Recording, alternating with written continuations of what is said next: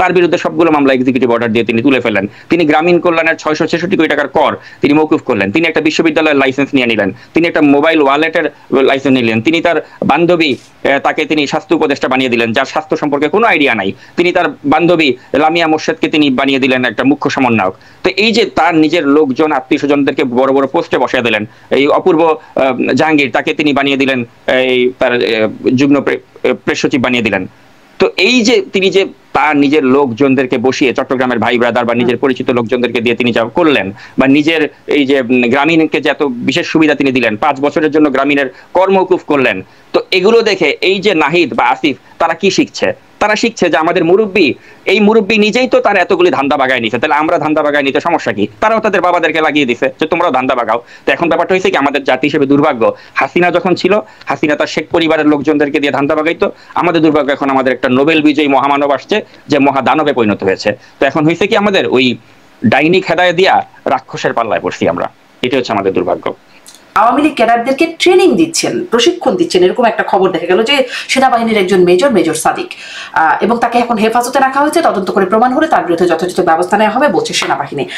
এই খবরের এই বিষয়ে কি কোনো জানাশোনা আছে? এই খবর কেমন প্রশিক্ষণ দিচ্ছেন, কি প্রশিক্ষণ দেওয়ার প্রয়োজন আছে একজন মেজর দিচ্ছেন? যে এখন এটা দায়ী যিনি মেজর, তাকে তো এখন এটা যেহেতু তথ্যটা এসেছে, এখন এটা নিয়ে তো আরো বেশি করে অনুসন্ধান করা উচিত। আমাদের স্বরাষ্ট্রমন্ত্রী রয়েছেন, তারা কি করছেন, তারা এটা নিয়ে অনুসন্ধান করুক এবং যিনি দায়ী হবেন তাকে অবশ্যই বিচারের আওতায় আনবেন। আর আমার তো মনে হয় না যে বর্তমান সেনাবাহিনী ওই অবস্থায় রয়েছেন যে আপনি সেনাবাহিনীর কাউকে ধরলে তারা বলবে যেটা আমাদের লোক, তাকে ছেড়ে দাও বা তাকে হেনস্থা করো না। ওই অবস্থায় কিন্তু বর্তমান সেনাবাহিনী নেই। তাই যদি হতো তাহলে এনটিএমসির জিয়াউল হাসানের কথা আপনি চিন্তা করেন, যাকে বলা হচ্ছিল যে এনটিএমসির জিয়াউল হাসান, তাকে নাকি এই বর্তমান সেনাপ্রধান তিনি বাঁচাবেন বা তার পরিচিত লোক তাকে শাস্তির মুখোমুখি করা হবে। আপনি দেখেন জিয়াউল হাসানের কি পরিণতি হয়েছে। সে কি পালাতে পেরেছিল? পালাতে পারেনি, এবং তাকে ধরা হয়েছে, তিনি এখন কারাগারে আছেন এবং তার যথাযথ বিচার হচ্ছে। এবং আপনি উপযুক্ত দোষী প্রমাণ করে সেনাবাহিনীর প্রাক্তন যারা কর্মকর্তা রয়েছেন তাদের যদি বিচারের মুখোমুখি করেন, আমার মনে হয় না যে বর্তমান সেনাপ্রধান বা সেনাবাহিনী যারা রয়েছেন তারা এতে কোনো ধরনের বাধার সৃষ্টি করবেন। কিন্তু হ্যাঁ, আপনি জানেন যে বিদেশ থেকে একটা বয়ান তৈরি করা হচ্ছে যে এই সেনাবাহিনীর একটা বড় অংশ তারা হয়তো ওই পতিত স্বৈরাচার আওয়ামী লীগকে তারা পুনর্বাসন করতে চায়। এখন আপনি জানেন যে একটাই বাহিনী যেটা এখন বর্তমানে ফাংশনাল আছে, সেটা হচ্ছে সেনাবাহিনী। এখন আপনি যদি এটাকে বিতর্কিত করতে পারেন তাহলে আমাদের আর কিছু অবশিষ্ট থাকলো না। তো এখন যারা আমাদের বাংলাদেশটাকে ভালো চায় না, যারা চায় যে এই দেশটা একটা অস্থিতিশীল অবস্থায় থাকুক সবসময়, তারা চাবেই যে আমাদের যে লাস্ট যে ভরসার প্রতীক সেনাবাহিনী, এটাকে বিতর্কিত করতে, এবং এই জন্য বিতর্কিত করার জন্য নানা ধরনের ব্যবস্থা নেওয়া হচ্ছে। তবে আমি যেটা বলবো যে হ্যাঁ, যিনি দোষী, যিনি এরকম ট্রেনিং দিচ্ছেন বা যিনি এ ধরনের সাথে জড়িত, তাকে এবং তার যারা লোকজন রয়েছেন তাদেরকে ধরে বিচারের মুখোমুখি করুক, এবং এটাও করতে গেলে ওই সরকারের দায়িত্ব সেটা করা, সরকারকেই সেটা করতে হবে। নিশ্চয়ই। একটু আসি এবারে, একটা কদিন ধরে খুব আলোচনা হচ্ছে এনসিপি প্রধান নাহিদ ইসলামের একটি ফেসবুক পোস্ট, যেখানে তিনি আসলে বেশ অন্ততপক্ষে 3 জনকে অভিযুক্ত করছেন, মিথ্যাচারের অভিযোগ করছেন বা অসত্য বলার অভিযোগ করছেন। হচ্ছে মির্জা ফখরুল ইসলাম আলমগীরের বিরুদ্ধে, শিবির নেতা সাদিক কায়েমের বিরুদ্ধে অভিযোগ করছেন, এবং জুলকারনাইন সাইরের বিরুদ্ধেও তিনি একটা অভিযোগ করছেন, সাংবাদিক জুলকারনাইন সাইর।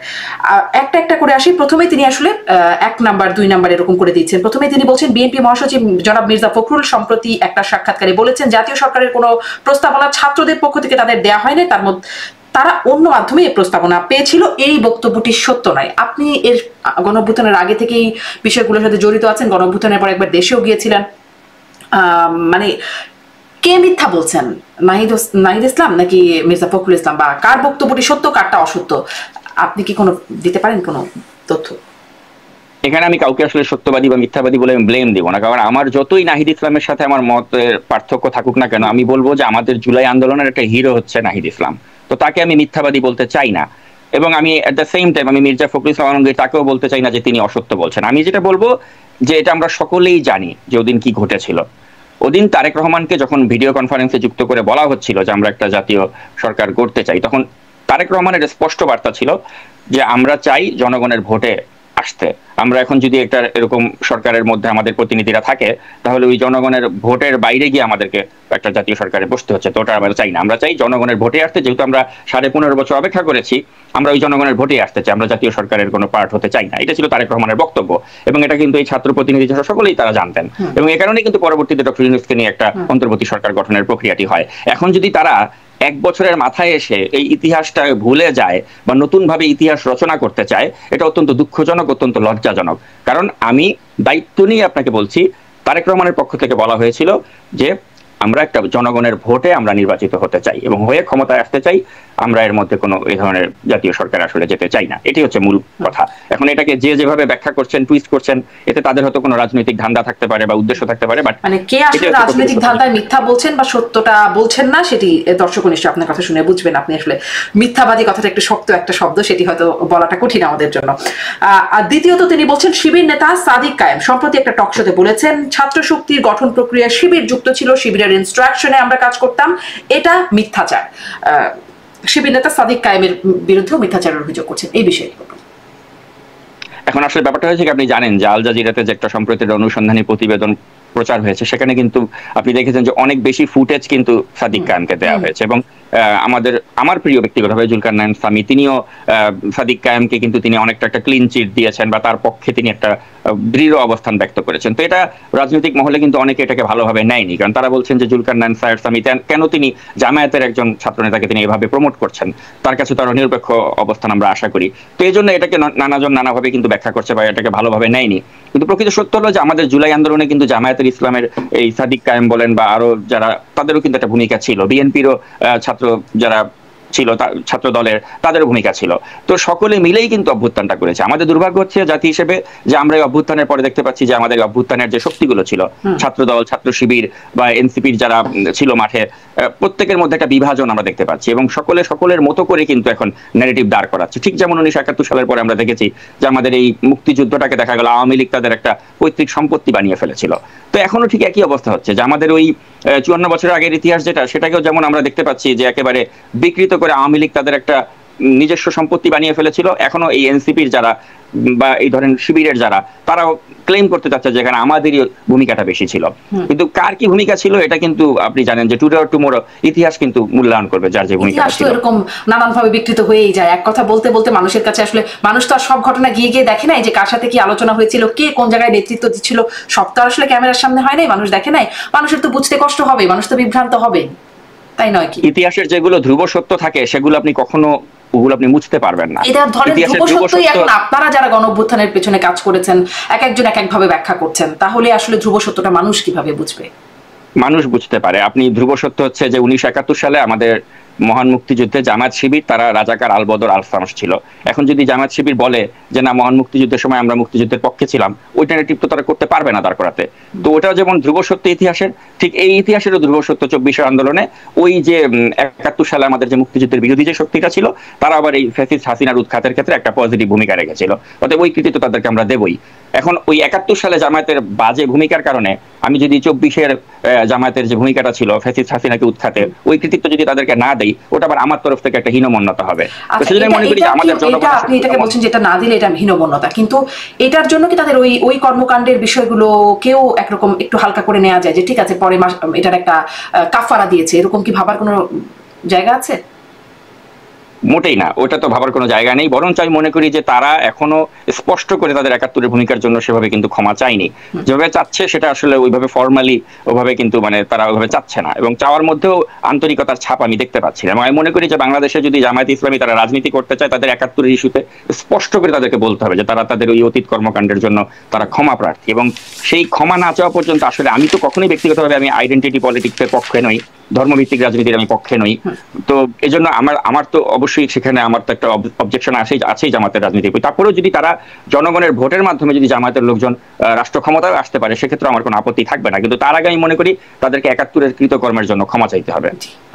স্পষ্ট আপনি বলছিলেন যে এখানে আর কি কার কতটা ক্রেডিট সেটি নিয়ে সকলে মিলেই আসলে এটি করেছে। তারপরে ক্রেডিট নিয়ে যে একটা কদিন আগে এই কথাটাও প্রচলিত হয়েছিল, কামড়াকামড়ি শুরু হয়ে গেছে গণঅভ্যুত্থানের ক্রেডিট নিয়ে। তো সেখানে আসলে আরো কিছু বিষয় আছে গণঅভ্যুত্থানের পর থেকে বিষয়গুলো আসছে, যেমন মার্কিন স্টেট ডিপার্টমেন্টের কর্মকর্তা মাইক বেন্স, সাবেক কর্মকর্তা, তিনি বলেছেন এটাকে রেজিম চেঞ্জ এবং এর পেছনে যুক্তরাষ্ট্রের ভূমিকার কথা ইঙ্গিত করছেন। আওয়ামী লীগের প্রতি যুক্তরাষ্ট্রের একটা অপছন্দের জায়গা ছিল, যেটি আসলে স্পষ্ট হচ্ছিল। অর্থনীতিবিদ জেফরি স্যাক্স তার যে বক্তব্য, তার যে লেখনী, সেখানে তিনি বলছেন যে পাকিস্তানের মতো বাংলাদেশেও রেজিম চেঞ্জে যুক্তরাষ্ট্রের প্রভাব খাটাতে পারে। তার পরবর্তীতে গণঅভ্যুত্থানের পক্ষের শক্তি ফরহাদ মাসার তিনিও বলছেন জেফরি স্যাক্সের কথা তো ফেলে দেওয়া যায় না। মানে যুক্তরাষ্ট্রের ক্রেডিট কতটুকু এই গণঅভ্যুত্থানে?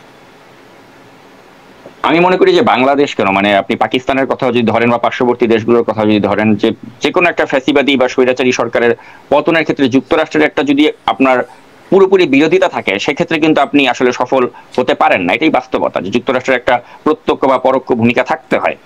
আর যদি সেটা না থাকে, সেক্ষেত্রে আপনি একটা স্বৈরাচারী সরকারকে চাইলেই কিন্তু ফেলে দিতে পারেন না। আপনি দেখেছেন যে 18 সালে একটা রাতের ভোটে নির্বাচন করে তারা টিকে গেল, 14 সালে একটা বিনা ভোটে নির্বাচন করে টিকে গেল, 24 সালে একটা ডামি ভোটে নির্বাচন করে তারা টিকে গেল। তো তখন যদি যুক্তরাষ্ট্রের ন্যূনতম মানে সমর্থন যদি হাসিনার প্রতি না থাকতো, তাহলে কিন্তু হাসিনা কন্টিনিউ করতে পারতো না। তাহলে এই জন্যই কি সেই দাবিদারিটা বর্তমান ইউনূস সরকারও করছেন? আপনি বলছিলেন মার্কিন দাবিদারি করছে। না, মার্কিন তাবেদারির যে বিষয়টা হচ্ছে, ইউনূস সরকারের উদ্দেশ্যটা বড় অন্যরকম। তারা চাচ্ছে যে একটা অন্তর্বর্তী সরকার হিসেবে এসেও তারা দীর্ঘমেয়াদে ক্ষমতায় থাকতে চাচ্ছে। একটা অন্তর্বর্তী সরকারের কাজ কি? যে দ্রুততম সময়ে নির্বাচন দিয়ে সরে যাওয়া। কিন্তু যখনই আপনি দেখবেন যে একটা অন্তর্বর্তী সরকার, তারা এ ধরনের একটা এনডিএ তো প্রথমত তারা সাইন করতে পারে না, তাদের ওই এখতিয়ার নেই। তারা এসেছে নির্বাচনকালীন সরকার, নির্বাচন করে দিয়ে তারা চলে যাবে।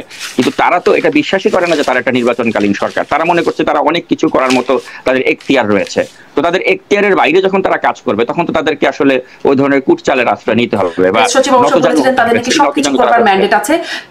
আপনার এই কথা থেকে একটু যাই, যে তারা দীর্ঘ সময় অন্তর্বর্তী সরকার নির্বাচন, দীর্ঘ সময় থাকার যে প্রত্যাশা, সেটির কথা আপনি বলছেন। এখানে প্রেস সচিব ওই যে 5-6 দিন ক্রুশিয়াল সময়, তার সেই বক্তব্যের মধ্যেই তিনি বলছেন যে কিন্তু একটা বিষয় নিশ্চিত থাকে, নির্বাচন দেরি হবে না। নির্বাচন প্রধান উপদেষ্টা ডক্টর ইউনূস যে সময় বলেছেন তার থেকে একদিনও দেরি হবে না। কবে থেকে একদিনও দেরি হবে না বুঝতে পারছেন কিনা?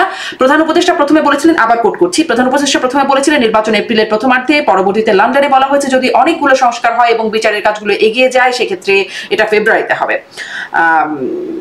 তারা যেই জায়গায় সেই জায়গায় এখনো আছেন, একদিনও দেরি হবে না বলেছে তিনি মন্তব্য করছেন। আপনি এটা কি বোঝা যাচ্ছে এখন কোথা থেকে আসলে একদিনও দেরি হবে না?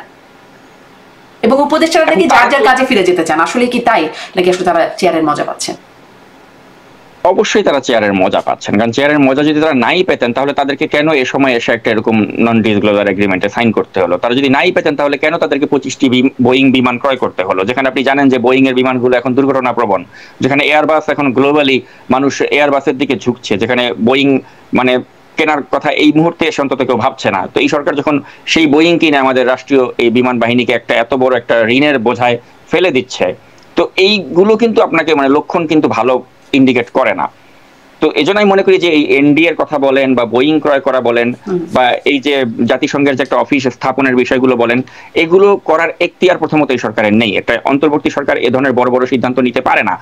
এখতিয়ারের বাইরে গিয়ে তারা যখন কাজগুলো করছে, তখনই কিন্তু আমাদের সন্দেহটা তীব্র হয়। এখন তারা মুখে বলছে যে হ্যাঁ আমরা দ্রুততম সময় ইলেকশন দিয়ে আমরা চলে যাবো, আমরা এর বেশি থাকবো না, কিন্তু আপনি তার কার্যকলাপ দেখেন। একটা রাজনীতিবিদ শাহাদাত হোসেন সেলিম, তিনি যখন তাদের সাথে দেখা করলেন, তিনি বের হয়ে কি বললেন? যে তিনি প্রধান উপদেষ্টা তাকে বলেছেন যে এই যদি দেশের অবস্থা হয়, তাহলে আসলে নির্বাচন কি করে আমি সময় মতো দেবো? এটা তো মানে 1 সপ্তাহ আগের ঘটনা না, এই শাহাদাত হোসেন সেলিম তিনি এটা বললেন। তো এখন তারা তার সাথে যখন মিটিং করে এসে বাইরে বের হয়ে এসে যখন তারা এই ধরনের কথা বলেন, তখন কিন্তু আমরা উদ্বিগ্ন হই যে আসলে কি তিনি নির্বাচন দিবেন কিনা। এখন দেখা যাচ্ছে যে এই যে রাজনীতিবিদদের সাথে তার যে কথা হলো এবং তিনি যে তাদেরকে বললেন যে নির্বাচনের শিডিউল তিনি আগামী 4-5 দিনের মধ্যে ঘোষণা করবেন, সেটা কিন্তু প্রধান উপদেষ্টার প্রেস উইং এর পক্ষ থেকে কিন্তু সেটা তারা কিন্তু চেপে গেছে।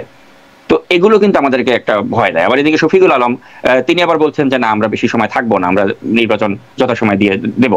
কিন্তু তারপর আসলে তাদের কথা আমরা এখনো ভরসা করার মতো কোনো কারণ পাচ্ছি না, কারণ আমরা দেখতে পাচ্ছি যে তারা তাদের যে কিংস পার্টি এনসিপি কে মাঠে নামিয়ে নিয়ে তারা অনেক ধরনের কুটচালের আশ্রয় নিচ্ছে। আর যখন একটা সরকার আপনি দেখবেন, হাসিনা যেমন অনেক কুটচাল নিয়ে আমাদের কাছে অজনপ্রিয় হয়ে গিয়েছিল, এই সরকার কিন্তু নানা ধরনের এইসব কুটচালের আশ্রয় নিয়ে আমাদের কাছে অজনপ্রিয় হচ্ছে এবং একটা সন্দেহের আমাদের সৃষ্টি করছে আমাদের মনের ভেতরে। কারণ আপনি দেখেন এই যে শাহবাগে তারা যে কর্মসূচিগুলো করাচ্ছে জুলাই সনদের দাবিতে, আমরা তো সকলেই জানি যে এগুলো তারা স্টেট স্পন্সর্ড, অর্থাৎ সরকারের পক্ষ থেকে এগুলো করানো হচ্ছে। তো যখনই একটা অন্তর্বর্তী সরকার আপনি দেখবেন যে তারা কিছু এ ধরনের অল্প বয়স্ক ছেলে পেলে তাদেরকে মাঠে নামিয়ে দিয়ে তার একটা রাজনৈতিক এজেন্ডা বাস্তবায়নের চেষ্টা করছে, তখনই কিন্তু আমাদের মারামারি হয়ে যাচ্ছে। সেটাও কি স্টেট স্পন্সর্ড? মানে একবার সে শাহবাগে দাঁড়াচ্ছে জুলাই যোদ্ধারা, আর এক পাশে জুলাই যোদ্ধারা আসছেন, তাদের মধ্যে মারামারি হয়ে যাচ্ছে। যারা আসলে পথ মানে চলাচল করছেন, তারা যখন কিছু বলছেন যে রাস্তা ছেড়ে দাও বা যেতে দাও, তখন বলছেন তোমরা আওয়ামী লীগ, এরকম কথাবার্তা বলছে। মানে এই সবকিছুর মধ্যে কি আসলে স্টেটকে আপনি দেখতে পাচ্ছেন বা সরকারের ভূমিকা দেখতে পাচ্ছেন? জি অবশ্যই অবশ্যই, আমি মনে করি এখানে সরকার একটা দূরভিসন্ধি রয়েছে এবং সরকার অনেকটা গায়ে পড়ে চাচ্ছে যে একটা পরিস্থিতি সৃষ্টি করতে, যে পরিস্থিতি সৃষ্টি করার মাধ্যমেই তারা ক্ষমতাটাকে দীর্ঘায়িত করতে চাচ্ছে।